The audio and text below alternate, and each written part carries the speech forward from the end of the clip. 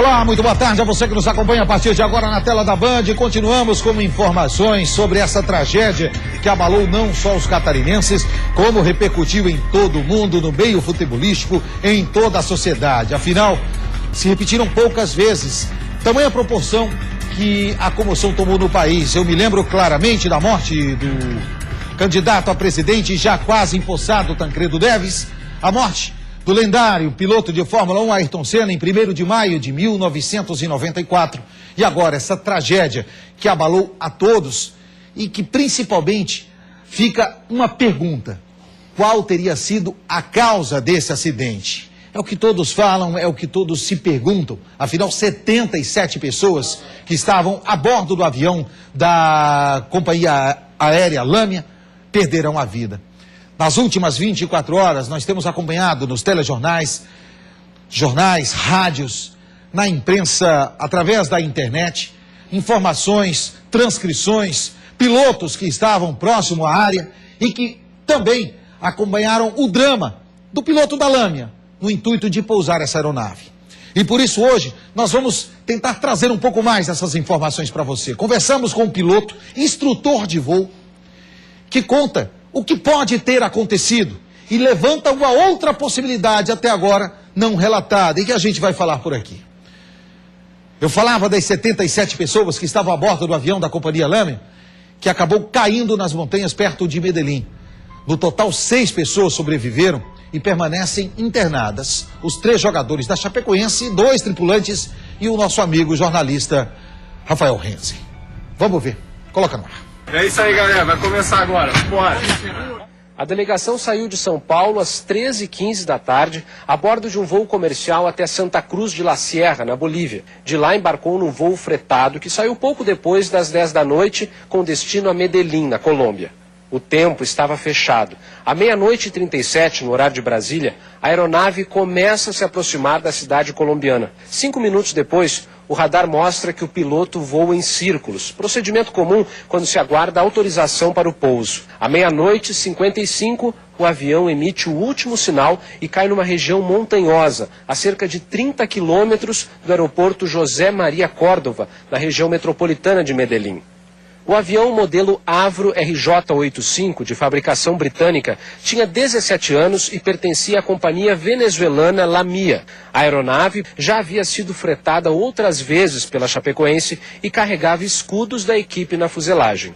A lista da companhia aérea indicava que havia 81 pessoas a bordo, sendo 72 passageiros e 9 tripulantes, mas 4 pessoas não embarcaram. As equipes de resgate chegaram ao local 2 horas depois da queda e encontraram sobreviventes. O primeiro foi o lateral Alan Ruschel, que foi levado consciente ao hospital e está fora de perigo. No fim da madrugada, mais um atleta foi encontrado. O zagueiro Neto estava sob os destroços e passou por cirurgia no crânio. Ao todo, 6 pessoas sobreviveram. Os tripulantes Jimena Soares e Ervin Tumuri, o jornalista Rafael Enzel e os atletas Alan Ruschel, Neto e Jackson Follman. O goleiro Danilo foi resgatado com vida, mas morreu a caminho do hospital. E essa tragédia abalou a todos e principalmente, eu falei no início do programa, deixou uma série de perguntas do que possa ter levado à queda dessa aeronave. E nós vamos chamar a repórter Karina Kopp, que está na redação e tem informações e novidades que estão sendo buscadas, principalmente em relação à queda dessa aeronave. Karina, obrigado pela sua participação conosco no Repórter Band. Boa tarde. Boa tarde, Nader. É isso aí, todo mundo se pergunta, como esse acidente teria acontecido. As caixas pretas do avião já foram recolhidas, são caixas de dados e de voz e que serão enviadas para a Inglaterra. Um órgão oficial de investigação lá na Inglaterra que vai fazer a abertura dessas caixas. Por que será enviado lá para a Inglaterra? Porque lá tem um laboratório inglês que é especializado e que tem tecnologia suficiente para fazer a abertura dessas caixas, porque são caixas muito antigas e muito difíceis de serem abertas. Então, somente depois da abertura dessas caixas pretas é que a gente vai ter aí a real situação do que aconteceu com esse avião, mas nesse momento se fala em pane seca, que seria a falta de combustível. Uma reportagem agora vai tentar nos explicar um pouquinho como que foi esse acidente. Ainda há muitas dúvidas sobre o acidente que matou ao menos 70 pessoas na madrugada desta terça-feira na Colômbia. O rastreamento do voo da Lamia mostrou que o avião deu 2 voltas no ar antes de começar a reduzir a velocidade. A polícia colombiana investiga o motivo que levou o piloto a dar essas voltas. É comum, é uma prática normal de um piloto, dependendo da pane que ele tem, ele tente solucionar, resolver esse problema, e ele faz isso em órbita, em espera, para depois prosseguir para o seu voo. Essa órbita pode estar relacionada a esse procedimento. As imagens do radar mostram também outros aviões nas proximidades do aeroporto. O que desaparece pousou, enquanto o avião com os jogadores continuava em órbita. Neste momento, uma aeronave entra na linha de aterrissagem. Há indícios de que seja um voo da companhia Viva Colômbia, que pediu prioridade de pouso e foi atendido. Segundo especialistas, o procedimento normal seria dar prioridade ao voo da Lamia, que estaria operando em situação emergencial. Questionado sobre o caso, o ministro dos Transportes da Colômbia disse que é preciso aguardar as investigações. Um pouquinho de respeito por la investigação. No meio da tarde, as caixas pretas foram encontradas pela equipe de busca. Somente elas poderão ajudar a sanar as dúvidas sobre o desastre. No entanto, os especialistas concordam que no momento da queda da aeronave, ela estava sem combustível. Resta saber se por causa da pane, o piloto dispensou o combustível, abriu os tanques para evitar uma explosão, ou se o combustível acabou durante o voo. Se é que ele alijou, são suposições, que nós não temos nenhuma informação privilegiada. Se é que ele alijou o combustível, ele viu que não tinha mais condição de chegar. Não havendo incêndio, é um indício, ainda não podemos comprovar que foi falta de combustível. É um indício de falta ou de pouco combustível. É um indício, é uma linha de ação, de investigação interessante a trilhar. Criada em 2009, a empresa Lamia operava nos últimos 2 anos com voos fretados. Levava equipes de futebol, incluindo a seleção da Argentina, que no início do mês veio jogar no Brasil pelas eliminatórias da Copa. A Chapecoense pediu autorização para viajar pela empresa direto de São Paulo para Medellín, mas o pedido foi negado. Em nota, a ANAC afirma que não autorizou, porque de acordo com os termos internacionais em vigor, o transporte direto só pode ser feito por uma companhia aérea brasileira ou colombiana. Então agora a gente segue acompanhando as investigações, que devem durar aí pelo menos uns 30 dias, né, Nádia? E só depois dessas investigações é que a gente vai poder dizer realmente o que aconteceu, né? Tá todo mundo se perguntando. Aí essa questão que você levantou e que você falou que está se perguntando, hoje, Karina, eu conversei com um piloto, ele que também é instrutor de voo da Escola Voe Floripa, está nesse momento até saindo de Cuiabá. O embarque seria às 1h15, com chegada em Guarulhos às 2h15. Então está voando nesse momento, mas eu conversei com ele por telefone, fiz uma entrevista com ele, Karine, perguntando exatamente, porque como ele está nesse momento voando pelo Brasil e há muita comunicação entre os pilotos, o que está sendo falado? E ele, como instrutor de voo, qual a ideia que ele tem desse acidente? Se há como realmente ter essa dedução de que possa ter sido falta de combustível. Vamos ver o que ele falou? Vamos lá. Então pode rodar essa entrevista que eu fiz por telefone com o Eduardo Faraco, que é piloto e instrutor de voo aqui em Santa Catarina. Pode rodar. Olha, claro que a primeira pergunta, a resposta é sim, é possível a gente ter uma ideia do que aconteceu. E é bem importante frisar e deixar claro, né, que uma investigação é como um quebra-cabeças que a gente vai montando sem saber a foto final, né? Então, quer dizer, precisamos, assim, colher as peças que vão se apresentando ao longo do percurso para poder montar esse quebra-cabeças. As informações que se tem até agora, né, uma hipótese que é plausível e faz sentido, né, e realmente apresentou de uma forma condensada uma hipótese do que possa ter ocorrido com relação à autonomia de combustível, né? Os motores vão naturalmente falhando, né, por falta de combustível, né, e na falha dos motores, né, junto aos motores estão os geradores de corrente elétrica alternada, de voltagem mais alta, né, que provém energia para o avião inteiro, né. Eu não conheço o sistema específico desse avião, mas os aviões no geral são muito parecidos nesses sistemas, né. Exato. Então a falha dos motores desencadeia uma sequência de situações. Primeiro, o avião só desce e usa a gravidade como força motriz, ou seja, o voo planado, né? Então ele tem que calcular o planeio dele, né? Que é algo que não se faz comumente, né? Voar um avião quadrimotor, praticamente você tem um avião com uma redundância absurda de sistemas, né? Com 4 motores, é um avião realmente que tem uma confiabilidade absurda, né? Mas sem os motores ele também voa, mas voa planado, né? Os aviões são dotados de baterias. Não sei a autonomia de bateria desse avião, mas no mínimo 30 minutos de bateria, acredito que esse avião tenha. O que acontece é que, automaticamente com a perda dos motores, é provável que nesse avião seja parecido com os aviões que eu já voei, né? Existe a perda de alguns sistemas que não são essenciais para o voo. Exemplo, estamos falando ali com um áudio que o transponder, ou seja, a controladora perdeu a visualização radar enquanto ainda havia comunicação com o avião, né? É um piloto da Avianca aí falando num áudio desses que recebemos aí. O transponder provavelmente não é um equipamento essencial no momento de emergência de carga elétrica, ou seja, a bateria ela vai prover energia para os sistemas que vão dar informação de atitude de voo, velocidade, altimetria, né, e informações de navegação, que são os sistemas elementares que vão ficar à disposição do piloto para o piloto conduzir o voo, né? Mas claro que o avião fica com uma escassez de recursos enorme e só descendo, né? No caso ele tem um tempo, né? Ele vai chegar no chão em algum momento. Então por isso o desespero, né, colocado aí pelos pilotos de ele chegar na pista o quanto antes. Ou seja, e a controladora ficou também um pouco de mãos atadas por não ter talvez a visualização radar clara, né? Ou seja, ela tinha um plot primário, seria provavelmente, não estou supondo isso, né? Entenda que é suposição. Eu estou supondo que ela não consiga enxergar, né, num radar primário a altimetria desse avião, por exemplo, né? Ou seja, que altitude que ele está passando, né? Ela vai enxergar um alvo se deslocando no radar dela, mas sem o transponder ela não vai conseguir visualizar a altitude que esse avião está passando, etc. Olha, deixa eu até mandar um abraço e agradecer meu amigo, meu irmão e um tríplice fraternal abraço ao Narim Ortiga, piloto da aeronáutica, especialista em aviação e que ontem estaria conosco aqui, mas hoje tinha um compromisso, não pôde estar aqui ao vivo, mas se estiver nos assistindo, um forte abraço, um tríplice fraternal abraço, meu irmão. Agradecer também a outros pilotos, pessoal que trabalhou Sindacta, inclusive meu irmão também, Rafael Licursi, da aeronáutica. E nós falávamos muito sobre esse acidente aéreo. Nas últimas 36 horas, várias possibilidades foram aventadas, mas depois dessa conversa com o Eduardo, ficou muito claro.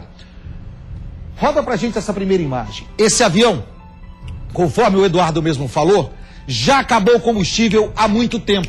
Só que a altitude de 10 mil metros e a aproximação e a redução de altitude fez com que essa aeronave viesse planeando. E ele não comunicou a falta de combustível, ele apenas pediu prioridade, como todo mundo, e o piloto do avião da Avianca, que aparece ali no satélite, também estava o ouvindo e disse que logo depois é que ele entrou em desespero quando apagou tudo. A bateria dessa aeronave, ela tinha duração de 30 minutos.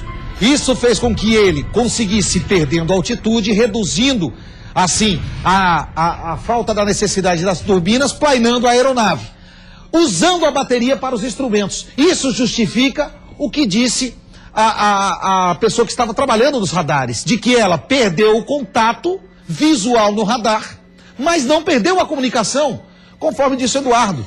Alguns sistemas simplesmente param. E foi isso realmente que possa ter acontecido, não há mínima dúvida. E isso mostra por quê? Porque ele continuou fazendo aquela volta em círculos, fazendo a volta, planeando, baixando a altitude da aeronave. Quando viu que o sistema apagou porque as baterias esgotaram, não havia um motor para geração de energia, aqui ó, foi onde ele entra em desespero, que foi o que o piloto da Avianca relatou, e que a gente até tentou trazer para você, mas infelizmente não deu tempo agora, que é o desespero do piloto pedindo para a torre, pelo amor de Deus, nos ajudem a pousar, perdi o sinal da pista. No painel das aeronaves existe um triângulo indicando exatamente a posição que a aeronave está em relação à cabeceira da pista. E sem essa visualização noturna, ele veio baixando, não tinha o altímetro, não sabia onde estavam as montanhas, e o resultado naquele primeiro vídeo mostra claramente, onde do áudio ali, depois você bota pra gente ali, o Pardal, A aeronave bateu a asa esquerda e a cauda traseira no topo do morro e o restante da aeronave acabou caindo do outro lado do morro. Tá aqui, ó, a asa esquerda e a parte traseira da aeronave. A aeronave despencou para o outro lado do morro e aí caiu. Sem nenhuma marca de incêndio, nenhuma marca de fogo, nenhuma marca de queimado, apenas o rastro deixado em meio à floresta. Parte da aeronave de um lado, restante da aeronave do outro. Sem nem afirmando aí o que a maioria dos pilotos estão falando entre eles. Lamentavelmente, o excesso de confiança do piloto dessa aeronave, dono dela, sabia que tinha que percorrer uma distância aproximada de 3.000 quilômetros e a autonomia final dessa aeronave, de acordo com a fabricante, a British Aerospace, era de 3.000 quilômetros. A gente não fala em quilômetros, fala em autonomia de voo, mas traduzindo para a linguagem mais clara, seriam 3.000 quilômetros. Imagine, 81 passageiros, capacidade quase 100, bagagem desses passageiros, condição de voo naquele momento, tudo isso leva a aeronave a gastar mais ou menos combustível. E é exatamente isso que vai vir das caixas pretas. Agora tem um outro detalhe, com o fim da bateria, as caixas pretas param, tá? As caixas pretas param. Então vamos ver até onde que as caixas pretas gravaram. E agora eu trago uma excelente notícia para você, que diante dessa tragédia que a gente vem acompanhando, porque no meio disso tudo a vida segue, e você que está se preparando aí para se reunir com seus familiares, seus entes queridos nessas festas de Natal e de final de ano, que tal marcar esses momentos com um belo sorriso? Então a oportunidade para você vai encontrar na Oral Sim, a sua referência em implantes dentários. Para você que usa dentadura, usa ponte móvel, se sente desconfortável com esse tipo de prótese, tem a sua oportunidade definitiva de realizar o tão sonhado tratamento com implantes dentários. Passar as festas de fim de ano com dentadura, com ponte móvel, chega pra você. Em 72 horas, você vai conquistar o seu novo sorriso, tá bom? Ligue agora, 3304-2400. Vou repetir, 3304-2400. Ligue adeus à dentadura e à ponte móvel e realize o seu implante dentário com a Oral Sim. A Oral Sim é a sua referência em implantes dentários. Desculpa, Barol, desculpa. Esqueci que você encheu a tela ali. Você vai ver a seguir, depois dessa tragédia com o avião da Chapecoense, o mundo se coloriu de verde em homenagem às vítimas. Você vai ver como foi essa corrente de solidariedade em todo o mundo, depois do intervalo, em 1 minuto.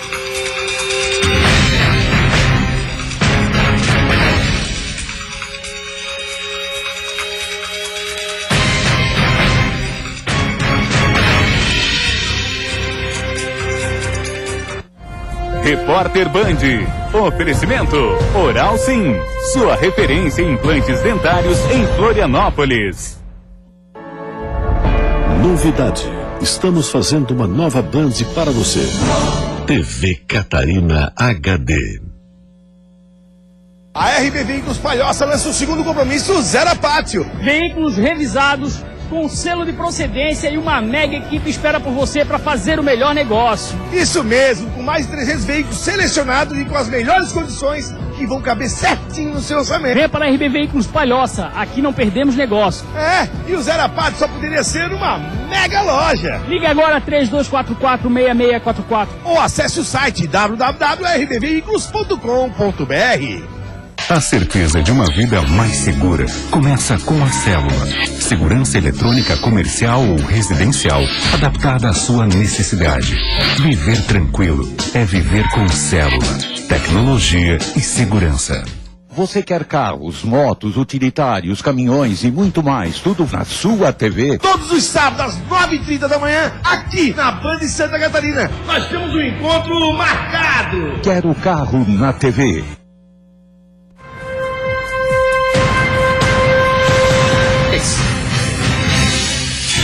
E agora deixa eu fazer uma pergunta para você. Você já comprou o seu presente de Natal e dos seus familiares? Ainda não? Então corra já para o Camelódromo Central de Florianópolis, o Camelódromo Floripa Center. São 125 lojas, um ambiente climatizado, câmeras de segurança, bicicletário, acesso a cadeirantes. Então não perca mais tempo andando por aí. Vá direto ao Camelódromo Central de Florianópolis, o Camelódromo Floripa Center, que fica em frente ao Terminal Central, ao lado do Mercado Público. Lá você vai encontrar presentes para toda a família, com preços que cabem no seu bolso, condições de pagamento, produtos com garantia. Quer mais informações? Acesse o site do camelódromo.com.br, camelódromoflorianópolis.com.br, e lá você vai ter todas as informações, tá bom? Então, não esqueça, hora de comprar os presentes, o lugar certo está aqui, Camelódromo Central de Florianópolis. E vamos seguindo com o nosso repórter Band, e agora vamos direto à Climaterra falar com ele, Ronaldo Coutinho, porque afinal a vida segue, principalmente para nós catarinenses. Queremos saber como fica o tempo nos próximos dias, porque a cidade de Chapecó prepara um velório coletivo para os próximos dias, e aí o Ronaldo Coutinho já até antecipa para a gente como deve ficar o tempo nessa quinta e sexta-feira no oeste do estado. Ronaldo, boa tarde para você. Boa tarde. A vida segue e não tem escapatória. Quem vai sofrer bastante é a cidade de Chapecó, vai demorar um tempinho para se recuperar do baque. E em termos de tempo, hoje está um dia bonito lá, amanhã também vai ser um tempo bom, com o predomínio do sol, assim como todo o estado. Nesse momento tem um pouco de nebulosidade por lá, e você pode observar aqui no mapa, nós estamos aqui com nebulosidade assim mais restrita a parte nordeste do estado, que é aquela área ali branca do mapa que pega o Paraná e o norte de Santa Catarina. Boa parte de Santa Catarina o tempo é bom, Rio Grande do Sul, Paraguai, Uruguai, Argentina, onde aparece no mapa, na imagem do INPE, dá para ver perfeitamente que nós estamos aí com um dia bonito. Amanhã vai ser um dia parecido com essa imagem, é claro que vai ter a maior nebulosidade nessa faixa aqui do estado e também nessa parte aqui do Vale Itajaí Norte. Nesse cantinho aqui entre a capital e o litoral norte pode ter alguma garoa, algum chuvisqueiro nessa quinta ou sexta-feira, mas boa parte do dia é tempo bom. Nessa área o sol predomina mais, aqui no Planalto Sul, todo o oeste, meio oeste, toda essa parte aqui predomina mais o tempo bom. E poderemos ter aí vamos assim, um calor mais forte entre o sul e o oeste catarinense, principalmente no oeste do estado, onde o calor vai ser mais acentuado, que aparece aqui nessa imagem do modelo de Brasília, onde nós temos aqui nessa parte do extremo oeste, região de Itapiranga, Caibi, bem nesse pontinho ali na fronteira com a Argentina, divisa com o Rio Grande do Sul, onde nós temos aí condição de temperaturas acima de 32, 34 graus. Daqui para lá, as temperaturas ficam acima dos 27, 32 graus. Daqui do centro do estado para cá, em direção ao litoral, fica um pouco mais ameno, principalmente essa faixa aqui do estado, onde não passa muito dos 25, 26 graus, nas praias até menos. E a perspectiva para amanhã é de tempo bom em todo o estado. Na região oeste, a chance de chuva é pequena, mas é tempo bom. Na sexta-feira, situação parecida, aumentando a possibilidade de chuva à tarde. E hoje está indicando um fim de semana de tempo instável. Tivemos geada aqui na Serra, 1,4 foi a mínima em Bom Jardim. Da Climaterra, Ronaldo Coutinho. Obrigado, Ronaldo Coutinho, direto da Climaterra, trazendo as informações para vocês. Se você quiser mais informações sobre o Ronaldo Coutinho e sobre o tempo de Santa Catarina, é só acessar o site www.sãojoaquimonline.com.br/Climaterra com ele, Ronaldo Coutinho. E agora vamos direto a Chapecó, falar com a Elisandra Visotto, que tem mais informações e conta como está, né, a cidade nesse momento que vive o drama e a dor dessa tragédia. Ao vivo, direto de Chapecó. Elisandra, boa tarde. Boa tarde, Nader. Boa tarde a todos. Então, o clima aqui em Chapecó ainda é de muita tristeza e comoção dos torcedores. Muitos deles chegam aqui na Arena Condá uniformizados, sentam, ficam aqui por um determinado período e também eles querem saber mais informações sobre o velório desses ídolos da Chapecoense. Agora à tarde vai ter um simulado com a Polícia Militar, Polícia Civil, Guarda Municipal, Polícia Rodoviária Federal e também o Corpo de Bombeiros para decidir essa questão de segurança do traslado dos corpos do aeroporto de Chapecó até a Arena Condá, onde deverá ser feito o velório. A Chapecoense está definindo isso com as famílias dos jogadores para fazer em primeiro momento um velório coletivo na Arena Condá. E aí depois cada um decide onde deverá ser feito o velório das vítimas dessa tragédia. Os torcedores estão ainda muito abalados, muitas famílias de jogadores ainda estão aqui em Chapecó, recebendo atendimento médico e psicológico na Arena Condá.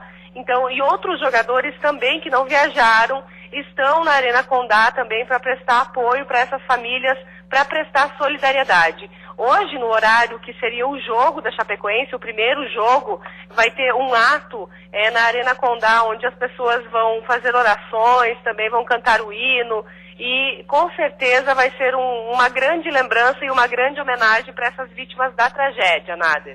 Até para perguntar para você, Elisandra, aproveito para me confirmar a informação. A aeronave que foi disponibilizada pela CBF, que deveria sair ontem de Chapecó com familiares que participariam até de forma a identificar as vítimas, essa aeronave ela não seguiu então, é isso? Não, Nader, essa aeronave não seguiu viagem e não tem nem previsão e ela não tem perspectiva de que isso aconteça. Algumas vítimas, a informação que a gente tem é que mais de 20 corpos já foram identificados na Colômbia. Então, autoridades aqui da Chapecoense, uma comissão da Chapecoense, o jurídico e também médicos da Chapecoense foram para a Colômbia justamente para auxiliar nessa liberação dos corpos e o mais imediato possível fazer o transporte dessas vítimas até o Brasil, até aqui em Chapecó. Eu acabo de receber a informação, a Karine já vai falar com a gente daqui a pouco, de que 2 aeronaves brasileiras, as 2 aeronaves Hércules C-130, estão em Manaus, aguardando apenas a liberação de todos os corpos para que possam ser feitos os translados aqui para Santa Catarina. Obrigado pela sua... Nader, isso mesmo, essa informação, isso mesmo. Essas aeronaves já estão esperando, aguardando para que isso aconteça o mais breve possível. Tá certo. Qualquer outra informação, você acompanha, claro, na programação da Band Santa Catarina. A gente volta a falar contigo ainda durante a nossa programação aqui e logo mais à noite no Band Cidade com todas as informações aí direto de Chapecó. Mas até logo mais, Karine. Ou até logo mais, Elisandra. Um abraço, Nader. Um abraço. Vamos agora novamente à redação, agora sim falar com a Karina, porque diante disso que a gente está vendo, Karina, a repercussão que nós estamos vendo em nível mundial está sendo de proporções inimagináveis, não é? É verdade, as homenagens vêm dos mais diferentes locais, das mais diferentes formas.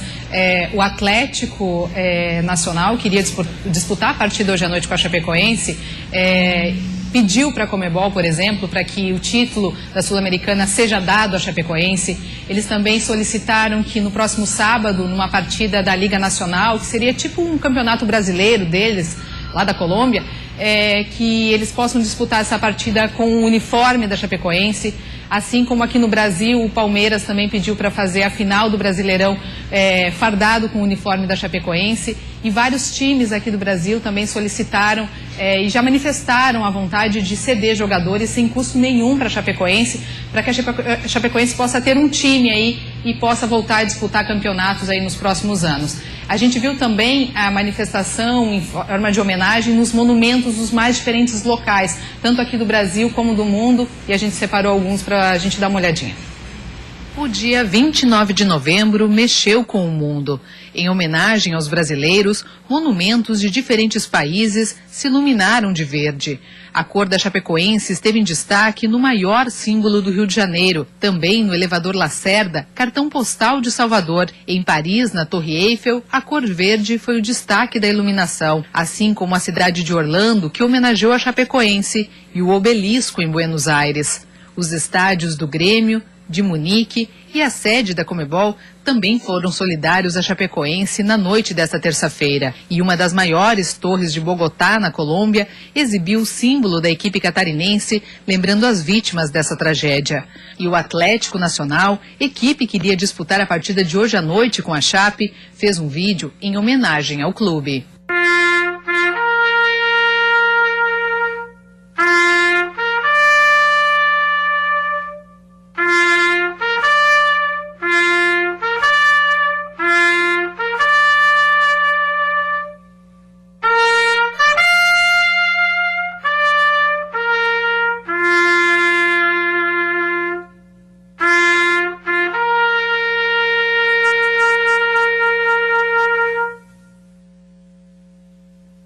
Pardal, volta lá.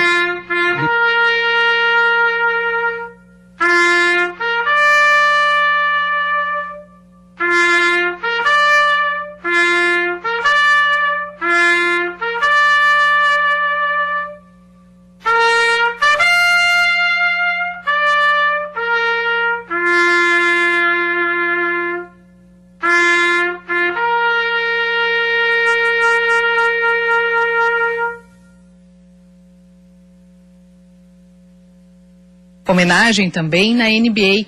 Pouco antes da execução do hino dos Estados Unidos, foi feito um minuto de silêncio com o escudo da Chapecoense no alto do ginásio. O Liverpool também fez um minuto de silêncio antes da partida de ontem à noite, em respeito às vítimas do acidente aéreo que ocorreu com a Chapecoense. Olha, naquele texto que a gente viu ali agora, uma das frases que chega a me arrepiar e encher os olhos de lágrima é que num país grande, um gigante, né, virou lenda, né, mostrando exatamente, né, que com todas essas dimensões, logo depois, é exatamente isso, né? Num país com tantos clubes, num país dos gigantes, um valente se revelou e virou-se lenda. Essa frase é perfeita. Vamos voltar à nossa redação com a Karine, que está acompanhando minuto a minuto as novidades dessa tragédia para nos informando durante toda a programação da Band.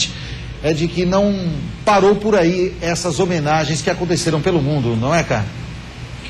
Homenagens emocionantes, né? A gente que está acompanhando desde ontem tudo que está acontecendo, não tem como não se emocionar com essas homenagens, tanto aos jogadores e aos profissionais, como também os nossos colegas de imprensa, né?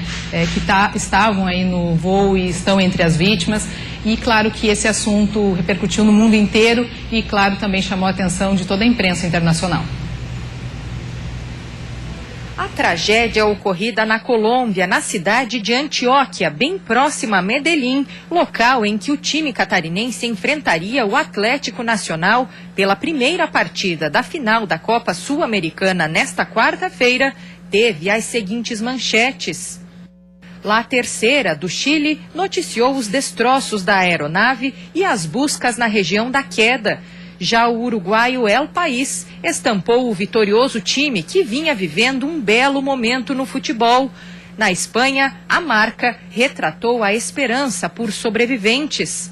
La Gazeta da Itália também trouxe em destaque a tragédia que matou dezenas de pessoas.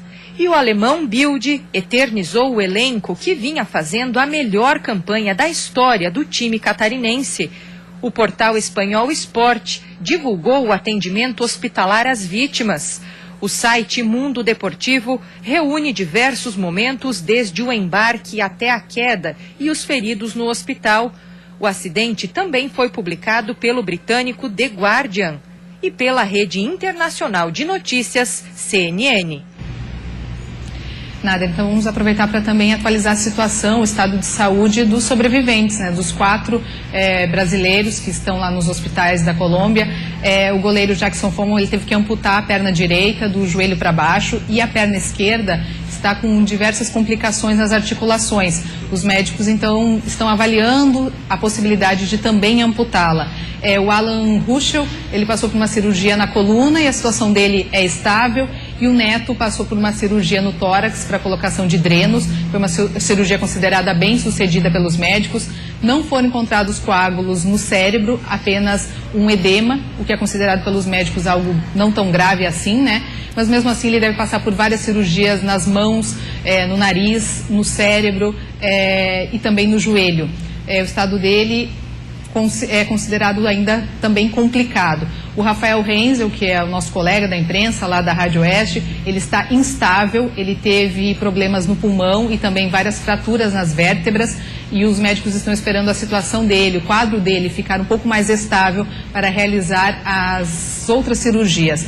A gente vai seguir acompanhando aí como há uma diferença de horário, né? As informações acabam chegando para a gente um pouquinho mais tarde. A gente está acompanhando através dos sites das rádios lá da Colômbia, dos jornais lá da Colômbia, mas com certeza à noite no Band Cidade, às 10:50 da noite, a gente vai estar trazendo as informações atualizadas do estado de saúde desses brasileiros que estão lá na Colômbia, que são os sobreviventes dessa tragédia. Eu vou pedir para que você segure conosco aí um pouquinho. Deixa eu só falar do Rancho da Jaque. Eu vou pedir para que você... Eu vi que você tinha aquelas informações e tinha uma reportagem que eu vi que você estava falando com as equipes do Brasil todos sobre a reportagem que nós fizemos e que levantamos sobre a questão da trajetória do time da Chapecoense na Sul-Americana. Então você segura um pouquinho para você também trazer essa reportagem aqui, que eu quero só falar rapidamente do Rancho da Jaque, porque o Rancho da Jaque mudou. Agora é o Rancho do Mané. Mas a qualidade no atendimento, no preparo dos pratos quentes e dos grelhados continua o mesmo. E o melhor de tudo, com um preço bem melhor. Sabia disso? Então você se alimenta bem, você vai poder trazer toda aquela alimentação saudável para sua família, comer de forma saudável, na panela de barro, no fogão a lenha, com esse gostinho do grelhado, só no Rancho do Mané. Rancho do Mané, 3 endereços para você. Você encontra Rancho do Mané no bairro Saco Grande, na SC 401, ao lado da garagem da Tansol. Você encontra o Rancho do Mané, também na rua Doutor Antônio Luiz de Moura, Gonzaga, aquela rodovia do Rio Tavares, o tradicional há mais de 15 anos. E também encontra o Rancho do Mané, esse que eu vou todos os dias, aqui na Madre Benvenuta, número 1055, no bairro Santa Mônica, em Florianópolis.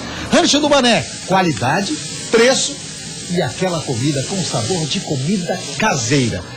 Rancho do Mané, você só encontra na capital. Vamos voltar a Chapecó, porque o repórter Juan Todescarte, desde ontem, também está acompanhando, praticamente virou a noite em cima dessa tragédia, ouvindo várias pessoas, e conseguiu, nesse momento, um tempo para conversar conosco. Juan, boa tarde, tudo bem? Boa tarde, Nader, boa tarde a todo mundo que acompanha o Repórter Band. É um momento de comoção aqui em Chapecó e a gente está, nesse momento, conversando aqui com o Marcelo Boeck. Ele é um dos goleiros aqui da Chapecoense e que não viajou e ainda está bastante abalado com essa notícia. Marcelo, é complicada a situação, receber uma informação dessa, ninguém espera uma notícia desse tipo, né, Marcelo? Ninguém espera porque a gente sempre acha que é com os outros, né? Sempre longe da gente. Quando acontece perto, a única palavra que posso passar é de tristeza.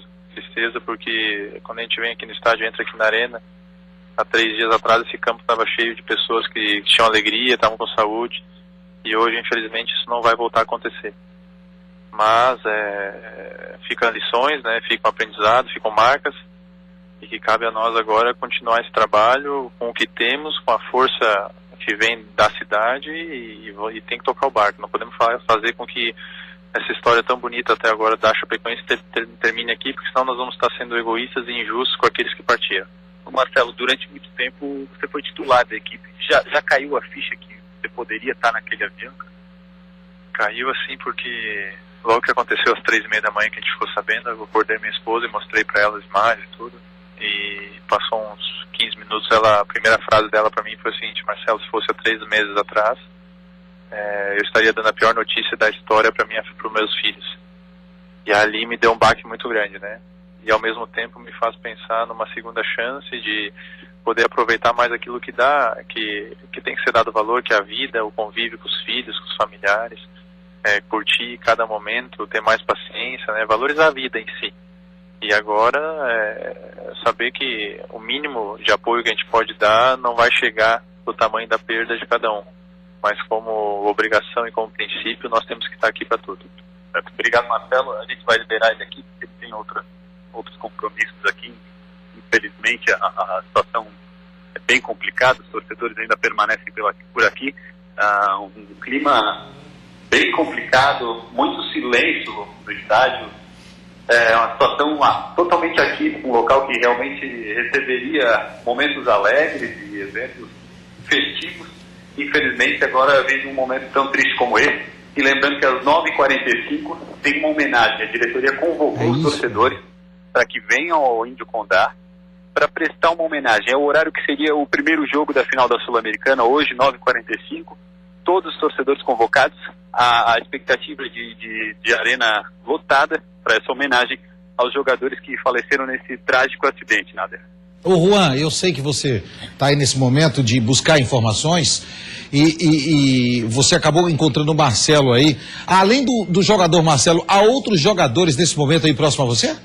Não, nesse momento o pessoal ele foi pro vestiário. Uhum.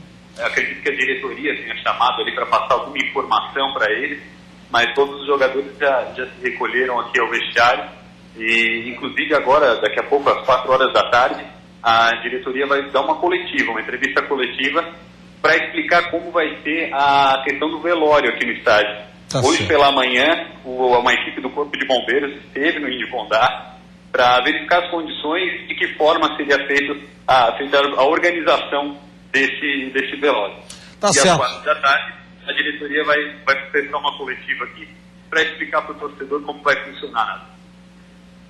Tá certo então, Juan, obrigado pelas suas informações. Juan traz mais detalhes também no Band Cidade, logo depois da edição nacional do Brasil Gente, junto com a Elisandra, direto de Chapecó. Vamos voltar à nossa redação, onde eu tinha feito uma pergunta para a Karine, se era possível que ela pudesse nos colocar também aqui no Repórter Band, uma reportagem que trazia a trajetória que a Chapecoense vinha disputando na Copa Sul-Americana. Afinal, o time do Nacional já abriu mão do título, mesmo não tendo essas partidas, dando o título da Sul-Americana à Chapecoense, né, Karine? Isso mesmo, e também a Chapecoense era o Brasil na Sul-Americana, então todo mundo estava torcendo pela Chapecoense, né, por esse título, afinal é um clube querido aqui no nosso estado. Ontem mesmo a gente editava um material e coletava informações, e os últimos vídeos gravados pela equipe dentro do vestiário, no aeroporto, a gente viu o clima de união, o clima de alegria que esses jogadores estavam vivendo, e aí a gente fez então uma reportagem contando um pouquinho como é que estava sendo a trajetória da Chapecoense na Sul-Americana.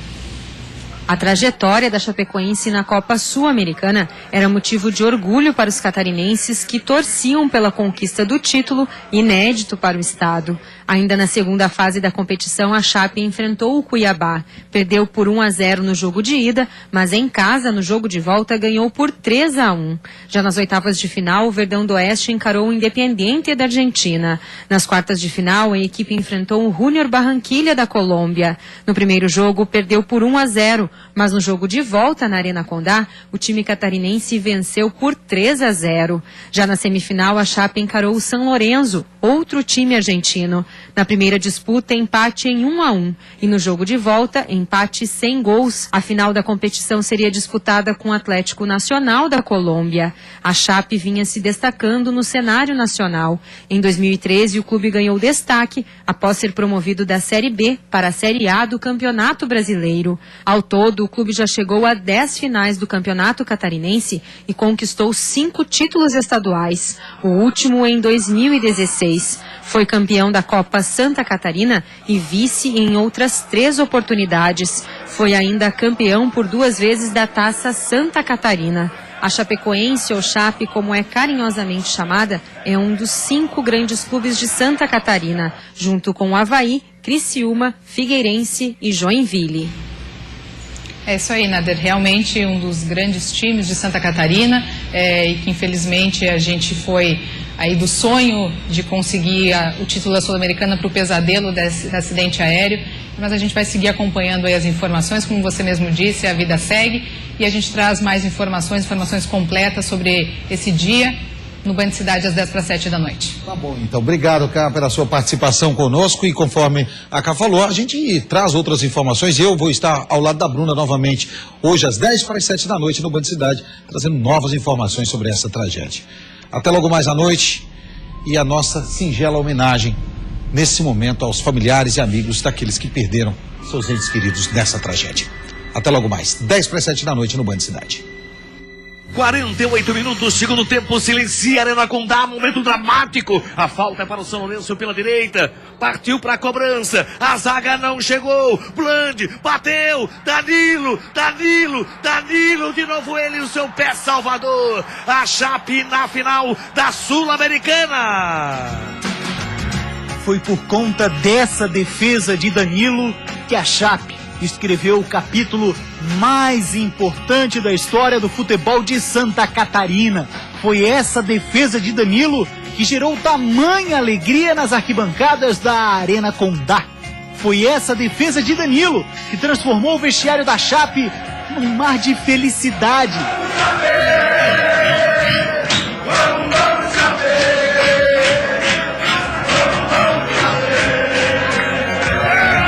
Danilo merecidamente foi tratado como herói, e para todos sempre assim será lembrado. O Verdão do Oeste teve um 2016 de lembranças belíssimas, inesquecíveis.